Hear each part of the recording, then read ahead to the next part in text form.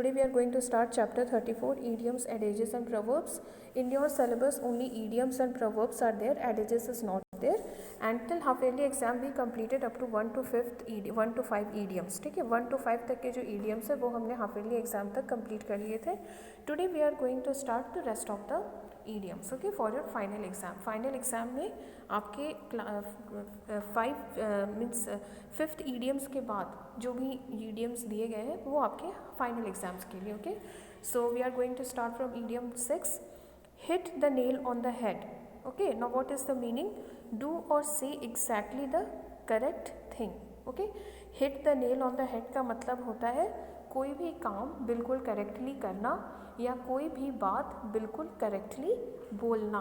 Okay, example, I really hit the nail on the head when I guessed they were getting married. Example दिया गया है कि मैंने उसकी शादी के बारे में बात करके, उसकी शादी के बारे में गेस करके मैंने बिल्कुल सही बोला. It was a hit the nail on the head. मैंने बिल्कुल करेक्ट बात बोली. Okay, 7th one, piece of cake. What is the meaning? Something that is easy to understand or accomplish. Piece of cake का मतलब होता है कोई ऐसा काम जो बिल्कुल आसान हो, जो बिल्कुल ईजी हो करने में. For example, my maths homework last night was a piece of cake. I finished it in 10 minutes. Last night जो मुझे मैथ्स होमवर्क मिला था वो बहुत ही ईजी था मेरे लिए और मैंने उसको बिल्कुल 10 मिनट में कंप्लीट कर लिया. It was a piece of cake. तो पीस ऑफ केक का मतलब कोई ऐसा काम जो बहुत ही आसान हो, बहुत ही सिंपल हो. ओके, सो यहाँ पे एग्जाम्पल दिया गया है कि मैथ्स का होमवर्क इतना इजी था कि मैंने उसको 10 मिनट में ही कंप्लीट कर लिया and it was a piece of cake for me. Okay, now then 8th one, turn a blind eye. Turn a blind eye meaning pretending not to have noticed it. Turn a blind eye का मतलब ये होता है कि किसी को ignore करना, कोई चीज़ नोटिस ना करना, ये दिखाना, जैसे कि आप इग्नोर करना. Pretending, turn a blind eye का मतलब होता है किसी को इग्नोर करना, ये दिखाना कि आपने नोटिस नहीं किया. So to ignore someone or pretending not to have noticed it. For example, she took one of the cookies but I turn a blind eye. तो इसमें एग्जाम्पल लिखा है कि उसने धीरे से एक कुकी ले ली खुद से, लेकिन मैंने इग्नोर कर दिया. But I turn a blind eye. Okay, then 9th one, once in a blue moon meaning something that happens very infrequently. Okay, once in a blue moon का मतलब होता है very rarely, something that happens very rarely. कोई भी चीज़ जो बहुत मुश्किल से होती है या फिर कोई भी चीज़ या कोई भी पर्सन जो बहुत मुश्किल से दिखाई देता है. Okay, so once in a blue moon means something that happens very frequently or something that occurs rarely. Okay, example, I only see him once in a blue moon. मतलब वो मुझे शायद ही कभी दिखाई देता है. Okay, so I only see him once in a blue moon. So once in a blue moon का मतलब होता है कोई चीज़ जो रेयरली दिखाई देती है या बहुत कम नज़र आती है. Okay, now 10th one is in stitches meaning laughing very hard. In stitches का मतलब होता है बहुत बहुत ज़ोर हंसना या फिर इतना हंसना कि आपके पेट में दर्द हो जाए. Okay, so in stitches means laughing very hard or to laugh so hardly that there is to the extent of stomach ache. ठीक है, इन स्टिचेस का मतलब होता है बहुत बहुत हंसना, इतना या फिर इतना ज़ोर से हंसना कि आपके पेट में दर्द हो जाए हंसते हंसते. Okay, example, he was so funny he had me in stitches all evening.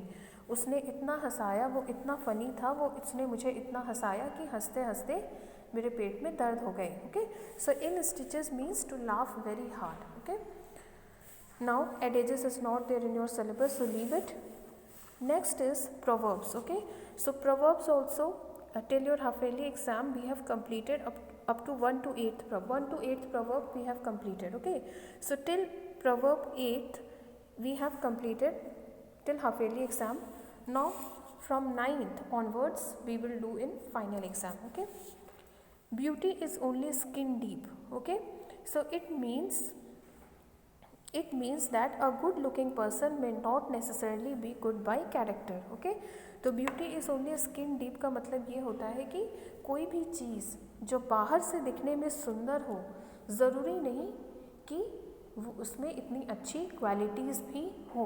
Okay, so beauty is only skin deep का मतलब ये होता है कि जो सुंदरता है वो सिर्फ बाहर से दिखने में अच्छी लगती है, लेकिन वो पर्सन कैसा है, उसका कैरेक्टर कैसा है, वो उसकी क्वालिटीज़ कैसी हैं, वो कैसा इंटरनली वो कैसा है, ज़रूरी नहीं कि वो उतना अच्छा हो। Okay, so the things which appear very attractive from outside, it is not compulsory that it will be so beneficial or it will have so good qualities from within.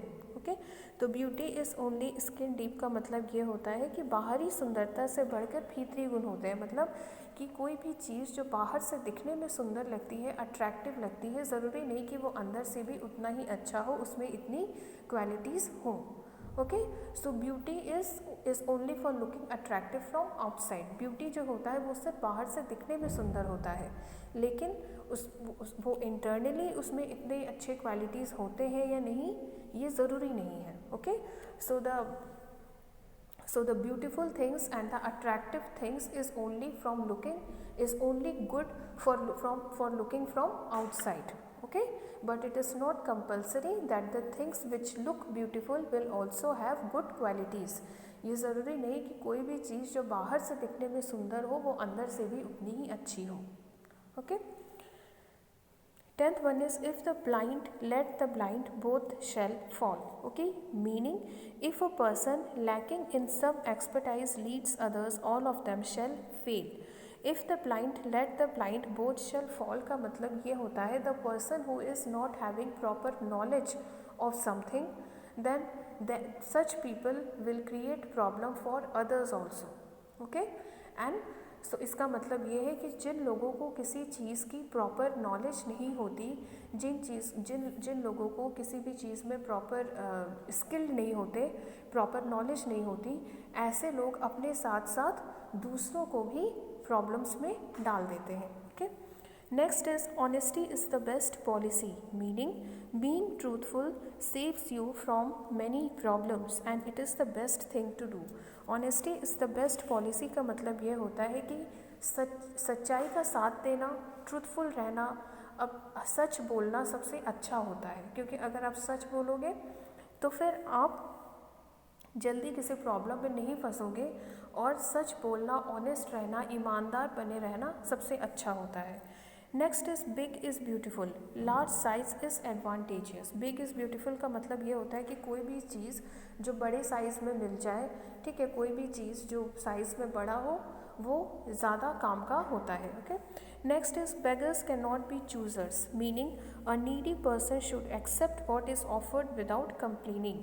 Beggars can not be choosers का मतलब ये होता है कि a person who is in need of something should accept whatever is given to him or her. Beggars can not be choosers का मतलब ये होता है कि जिन लोगों को किसी चीज़ की ज़रूरत होती है, जिन लोगों को दूसरों से किसी चीज़ की ज़रूरत होती है और वो खुद से कुछ नहीं कर सकते, तो फिर ऐसे में उन्हें दूसरों से जो भी मिल जाए उन्हें उतने में ही सेटिस्फाइड होना चाहिए, भले ही वो चीज़ उनके मन की ना हो। Okay, so the person who is in need of something should be satisfied whatever he or she gets, even if it is not up to the mark. तो जिन लोगों को किसी चीज़ की ज़रूरत होती है, जो ज़रूरतमंद होते हैं, ठीक है, जिन्हें दूसरों से हेल्प की ज़रूरत हो, जिन्हें हमेशा दूसरों पे डिपेंड रहना पड़ता है, ऐसे लोगों को जो भी मिल जाए उन्हें उसी में सेटिस्फाइड होना चाहिए। Okay,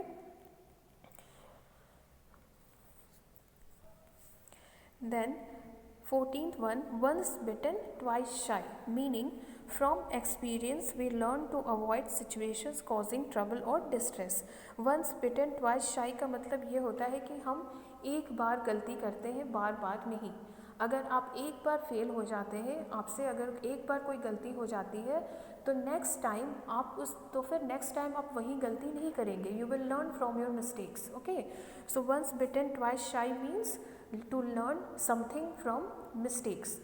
once bitten twice shy का मतलब हिंदी में जिसको बोलते हैं दूध का जला छाछ भी फूक फूक कर पीता है। Okay, so once bitten twice shy का मतलब ये होता है कि एक बार अगर आप कोई गलती करते हैं तो उस गलती से आप कुछ सीखते हैं और फिर नेक्स्ट टाइम आप वो गलती दोबारा करने से बचते हैं, आप वो गलती दोबारा नहीं करते. Okay, now next is blood is thicker than water, meaning family relationship is stronger than others. So blood is thicker than water का मतलब ये होता है कि जो आपके जो फैमिली मेम्बर्स होते हैं, जो आपके पेरेंट्स होते हैं, फैमिली मेम्बर्स होते हैं, ठीक है, उनसे आपका रिलेशन सबसे ज़्यादा स्ट्रॉन्ग होता है दूसरे रिलेशंस के कंपैरिजन में, चाहे आपके फ्रेंड्स हो या जो कोई भी हो बाहर के लोग, लेकिन आपकी फैमिली से जो आपकी बॉन्डिंग होती है वो सबसे ज़्यादा स्ट्रॉन्ग होती है. Okay, so only this much is there. Rest is the next page. Exercises are given. Exercises you can do it on your own also. Okay, so only this much is given for your final exam. In final exam, proverbs 9 to 15 will be there. Okay, 9 से लेके 15 तक के जो proverbs है वो आपके final exams के लिए है.